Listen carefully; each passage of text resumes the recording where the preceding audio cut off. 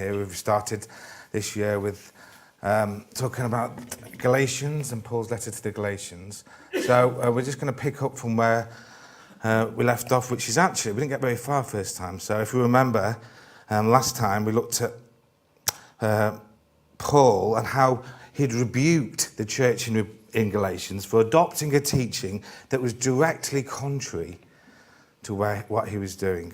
Okay, so directly contrary to the gospel message that God had given him to preach to the Gentiles. So what the new teaching that was brought to the Gentiles was to add human effort to the gospel message.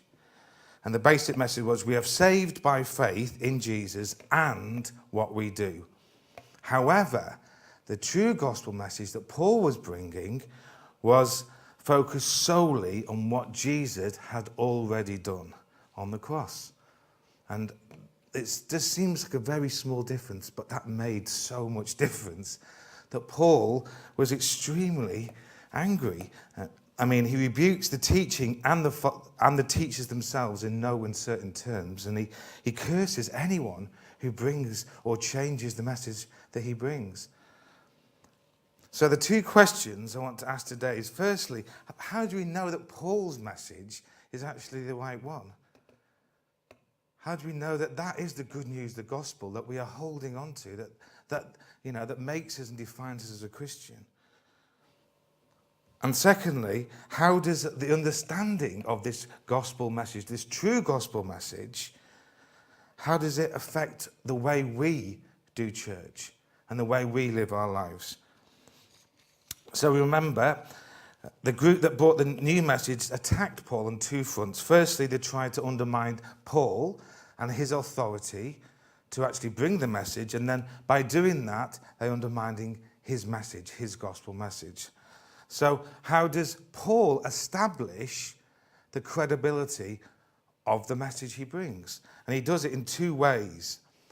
And firstly, he gives a testimony of his life up until that point. And then secondly, which we'll look at in a couple of weeks, he argues the gospel message from the Old Testament.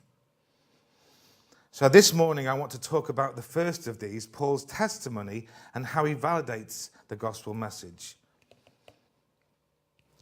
We all have a testimony, and hopefully it's not just from when we first became Christians, but a testimony of God working in and through our lives, day by day, week by week, month by month. And each one of us have our own experience of God, and each one of us has our own understanding and journey with God. And as we know, our testimony can be a powerful thing. Our experience is something other people can relate to. It often speaks more to people, our testimony, than just giving them a set of doctrines or beliefs that we happen to believe. It's often more important. David says in Psalms 34, taste and see that the Lord is good. And Christianity is not just a belief system, we've said it before. It's about knowing God, experiencing the King of Kings and the Lord of Lords in our lives. One of the reasons we offer open mic is for anyone in the church to share what God has done and is doing in their lives. And this isn't just a ploy to get more people involved. The purpose is to build the faith of everyone in the church, to build our reliance and trust in God, and to give God the glory. So as we saw last week, Paul's testimony as Saul is quite amazing. Saul was a learned man, educated in Jewish religion, but his mission was to persecute and kill Christians. He believed that Christians were spreading a belief about a false Messiah, but as we heard this week, something happened. Something happened to Paul. He met Jesus. So, Galatians 1, verse 11. I want you to know, brothers and sisters, that the gospel I preach is not of human origin. I did not receive it from any man, nor was I taught it. Rather, I received it by revelation from Jesus Christ. For you have heard of my previous way of life in Judaism, how intensely I persecuted the church of God and tried to destroy it. I was advancing in Judaism beyond many of my own age among my people, and I was extremely zealous for the traditions of my fathers. But when God, who set me apart from my mother's womb and called me by his grace, was pleased, he revealed his Son in me, that I might preach him among the Gentiles. We know Saul met Jesus in a most amazing and powerful way on that road to Damascus. Despite all his learning and all his education, Paul hadn't recognized the Messiah all the Jews, and himself included, were waiting for. The Messiah revealed himself to Paul. And many people will believe that we can understand or reach God by our own intellect and reason. And I teach RE, and we're doing a class at the moment, and it's we're looking at all the arguments that prove and disprove God. And all the pupils are standing there weighing up the evidence, deciding whether or not to believe. However, according to Paul, it was God who set him apart in his mother's womb and called him by his grace. Whether or not Jesus reveals himself through a blinding light in the sky, as with Paul, or quietly working in our hearts, working in our minds, it is by his grace he calls us. If God could only be reached by those who are most educated and bright, Christianity would be a rather exclusive club. Thank God that isn't the case. A few nods there. Instead, as Paul says to the Corinthians, God chose the things of the world considers foolish in order to shame those who think they are wise. Now, I personally believe that Christianity and the gospel is reasonable. It follows a logical sequence of cause and effect. And I believe both our understanding of the universe and our ability to reason point to God. However, human reason in itself does not produce faith. In his letter to Ephesians, Paul says, "You are saved by God's grace because of your faith. This salvation is God's gift. It's not something you possessed. It's not something you did that you can be proud of."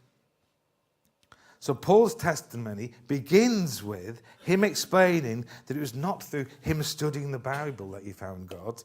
It is by God's grace that Jesus revealed himself to him. It is by his grace he was called to be an apostle and preach the gospel message to the Gentiles. And then Paul goes on. I didn't talk this over with anyone. I didn't say a word, not even to the men in Jerusalem who were apostles before I was. Instead, I went to Arabia, and afterwards I returned to Damascus. So Paul is adamant here that he didn't receive this is the key point, he didn't receive the gospel message from the other apostles. He just met them briefly and then went off to Arabia for 3 years. Presumably, when he was in Arabia for 3 years, God, extended his knowledge and understanding of this gospel message as he spent time with God. According to chapter 1, verse 18, after 3 years in Arabia, it was after 3 years that Paul went to Jerusalem, and he met briefly with Peter. But even then, there's no evidence that he talks about this gospel message. So the point is, it's not, Paul is trying to say it's not from man that I get this. So,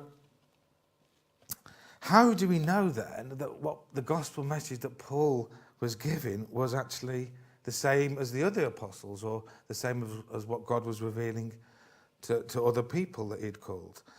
So now we turn to chapter 2. And we see in chapter 2, Paul has been preaching the gospel for 14 years. So after 14 years preaching it, without discussing it with any of the other apostles, he decides, apparently, to go to Jerusalem and meet with the other apostles. So why does he go? Well, according to Galatians, Paul goes to Jerusalem in response to a group of people who basically are following him around and trying to undo all the stuff, or undo the gospel message that Paul is trying to say. So as he goes, there's some behind saying, yes, that's right, but you've also got to do works. It's very similar to the Galatians, the point he's trying to make to the Galatians about the group that came into their church and are trying to add things to the gospel. So according to verse 4, chapter 2, these believers, sneaked in to spy on us and take away the freedom we have in Jesus Christ. They wanted to enslave us and force us to follow their Jewish regulations. But we refused to give in to them for a single moment. We wanted to preserve the truth of the gospel message for you. So, 17 years after his conversion, Paul goes to Jerusalem to meet the leaders and discuss the gospel. And he needs to make sure that the apostles are living in Jerusalem, were preaching and living the same gospel that he was to the Gentiles. So the apostles in Jerusalem, and that's, as we'll see, but the apostles in Jerusalem confirm that Paul is teaching the correct gospel. They agree, while Peter was responsible to preach the gospel for the Jews, Paul is responsible before God and called from God to preach to the Gentiles. So in verse 6, they added nothing to my message. On the contrary, they recognized that I had been entrusted with the task of preaching the gospel to the uncircumcised, just as Peter had been to the circumcised. For God, who was at work in Peter as an apostle to the circumcised, was also at work in me as an apostle to the Gentiles. So, Paul's testimony so far was that Jesus called him and equipped him to preach the gospel to the Gentiles. And the gospel message was confirmed as true by the other apostles. They were preaching the same gospel. So the apostles agreed Paul and Barnabas should go to the Gentiles. All they ask is that he continue to remember the poor, which, as Paul says, was his intention all the time. Then we get to verse 11, we're going quite quickly. It comes to one of the most difficult parts, and I imagine actually a difficult situation that Paul had come across. And it's regarding Paul and Peter. I don't know if you remember the story. But Paul recalls a time where he confronts and rebukes Peter. And this is the same Peter who is one of Jesus' close disciples. This is the same Peter who Jesus called the rock. So why? What caused Paul to publicly rebuke Peter? So we'll read chapter 2, verse 11. But when Peter came to Antioch, I had to oppose him to his face, for what he was doing was very wrong. When he first arrived, he ate with the Gentile believers who were not circumcised. But afterwards, when some friends of James came, Peter wouldn't eat with the Gentiles anymore. So instead of eating with the non-Jews, Peter decided to go and eat with the Jews. Is that it? Did Paul start an argument with St. Peter, fracture an institutional unity of the early church simply because of his choice of dining guest? Peter was a Jew. Surely he could go and eat with whoever he wanted to. But Paul hadn't finished yet. If we read verse 12, he goes on to call Peter a hypocrite who was led by a fear of man. He was afraid of criticism from those people who insisted on the necessity of circumcision. As a result, other Jewish believers followed Peter's hypocrisy, and even Barnabas was led astray by their hypocrisy. Peter knew by then, he was well aware, as a Christian, it was fine to eat with Gentiles, and that's what he had done. Peter knew he didn't have to take part in these Jewish practices of cleanliness and washing. He knew that he was made clean through Jesus. However, when the Jews came, Peter became afraid of what they would think, and instead of eating with the Gentiles, he separated himself and ate with the Jews. According to Paul, this made Peter a hypocrite. As many of you will know, as we've discussed in house group, the word hypocrite is a Greek name for an actor. So a hypocrite is a person who plays a part behind a hidden mask. According to Paul, Peter was putting on an act, a pretense. His real beliefs, his real self was hidden behind this mask. The mask of being a good Jew. Unfortunately, according to Paul, By his actions, Peter was portraying a false gospel. There were many ways Peter could try and justify his behaviour. He was a Jew, and therefore he was taking part, he was part of his culture to eat like the Jews did with his Jewish brothers and sisters. Peter could have said he was eating with the Jews not to offend them, or in order that they did not form a negative opinion of Christians as lawbreakers. But we do not hear Peter's reply. Maybe he had no reply. But Paul identifies his real motive. And Peter's real motives, he ate with the Jews because of fear of men. Peter was afraid of what his fellow Jewish believers would think of him. Peter's upbringing in the Jewish traditions was part of who he was. It was part of his identity. How could he turn his back on his culture and his people? What would people think? A fear of what people think is one of the most powerful weapons the enemy uses to prevent us from moving forward in God. None of us want to be gossiped about or judged. We naturally care about what people think. Throughout our lives, the opinion of our parents, our peers, the beliefs of the culture we belong to help form our identity. They help determine whether our behaviour is acceptable or not. The opinion of others helps mould how we judge ourselves. However, Paul's point is now, because of the gospel, our identity is no longer based on how good we are or what people think of us. Our identity is in Christ. What matters is what God thinks of us. Now we are God's children. We are loved, we are accepted, we are justified because of what Jesus has done for us. There is no longer any reason to hide behind a mask.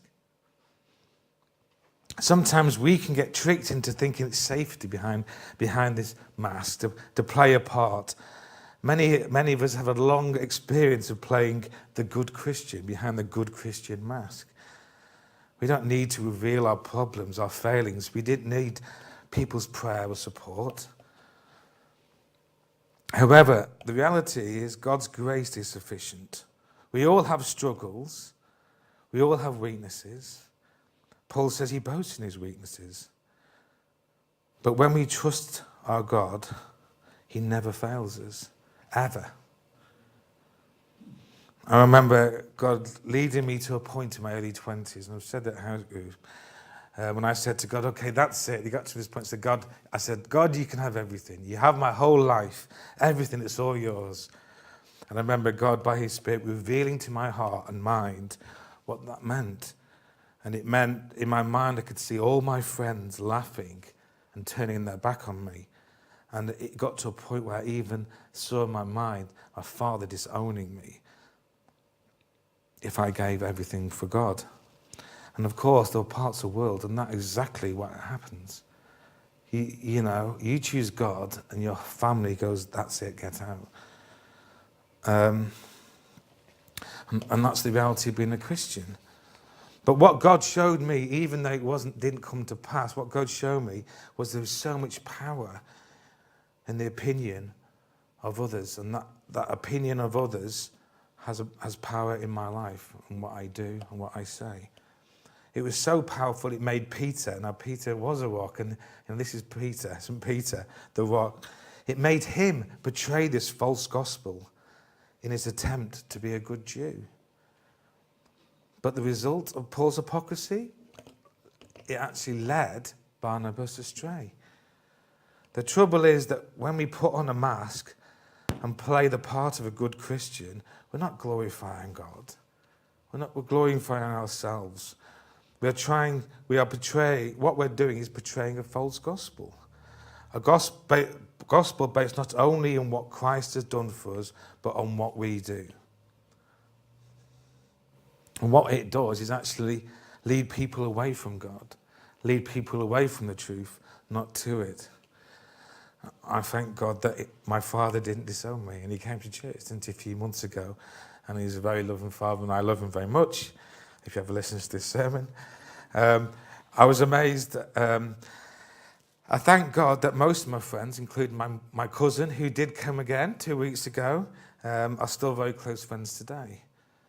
There was those who gave me a hard time, but God's grace gave me more than enough boldness to continue, more than enough.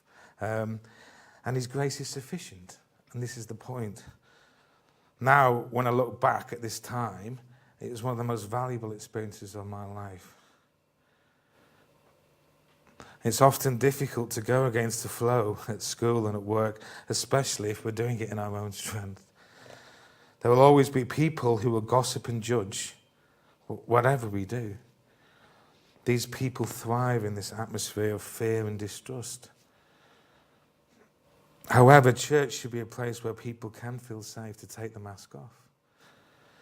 And it's our responsibility, all of our responsibility as a church, to create this culture where we support each other in our weaknesses, encourage each other in the faith, where we step out and make mistakes, but without being judged. So I just want to encourage you this morning, instead of looking at the opinions of others, let's fix our eyes again on Jesus as Saviour and King. At the end of the day, the only opinion that really matters is God's, and he loves us.